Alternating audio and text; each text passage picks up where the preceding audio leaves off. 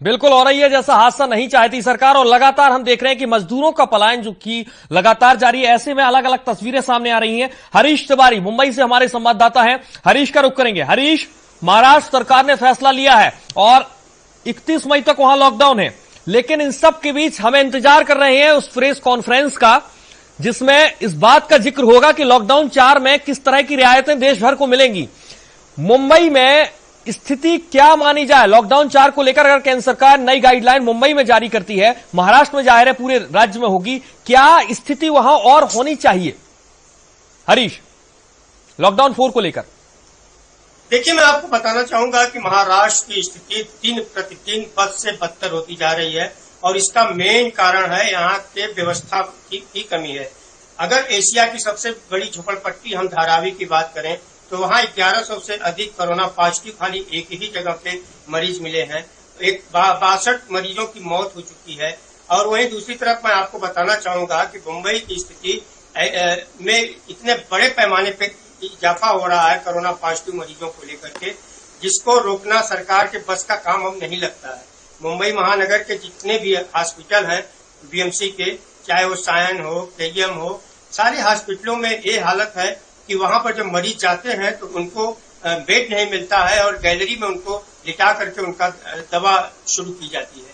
तो इससे आप अंदाजा लगा सकते हैं कि इसीलिए यहाँ की सरकार जो है, केंद्र सरकार के घोषणा के पहले ही लॉकडाउन 4 का ऐलान के पहले ही 31 मई तक लॉकडाउन का ऐलान कर दिया, जबकि यही सरकार 4 दिन पहले की अगर हम बात करें तो कह रही थी कि जो हॉट स्पॉट एरिया है वहां पर छोड़ करके बाकी जगह जो है लॉकडाउन हटा लिया जाएगा। और इतना ही नहीं, करीब 35,000 कंपनियों को चालू करने का आदेश ग्रीन जोन और ऑरेंज जोन में दे दिया गया था, जहां पर करीब 6-6.5 लाख से अधिक कामगार जो है काम पे चले गए थे। और उसके बावजूद इस समय सरकार ने जो ये कदम उठाया है तो ये आप सोच सकते होंगे कि महाराष्ट्र की स्थिति अच्छी नहीं है।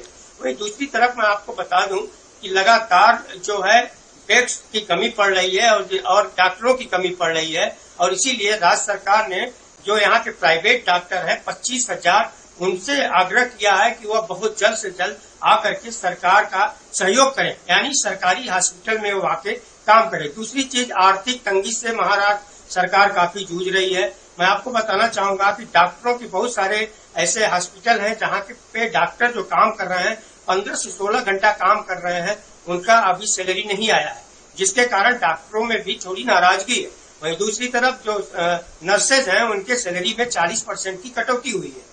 तो इन सारी चीजों को लेकर के महाराष्ट्र सरकार जो है काफी टेंशन में तो है, और इसी कारण से महाराष्ट्र सरकार ये चाहती थी कि यहाँ पर जो उद्योग धंधे हैं उसे जो है शुरू कर दिया जाए। लोकल ट्रेनें कुछ जगह पर चलाई जाए, लेकिन स्थिति दिन प्रतिदिन बद से बदतर होती जा रही है। और इसी के कारण महाराष्ट्र सरकार ने एक खासतौर से उद्धव ठाकरे की अगुवाई वाली सरकार कह सकते हैं, उन्होंने यह नया कदम उठाया है। और आपको एक अहम बात बताना चाहूंगा कि महाराष्ट्र उद्धव ठाकरे और एनसीपी सुप्रीमो शरद पवार और उनके 3-4 मिनिस्टर मिलकर के एक बैठक की दादर में 2 दिन पहले, उसमें कांग्रेस के एक भी मंत्री शामिल नहीं थे। तो इससे ये अंदाजा लगाया जा सकता है कि कांग्रेस कहीं न कहीं ये महाआघाड़ी विकास सरकार जो यहाँ बनी है इससे नाराज चल रही है। और आने वाले समय में अगर जिसमें लॉकडाउन और यहाँ कोरोना पॉजिटिव मरीजों की संख्या लगातार बढ़ रही है, अगर इसी में एक तबका अगर इनका नाराज होता है तो इसका असर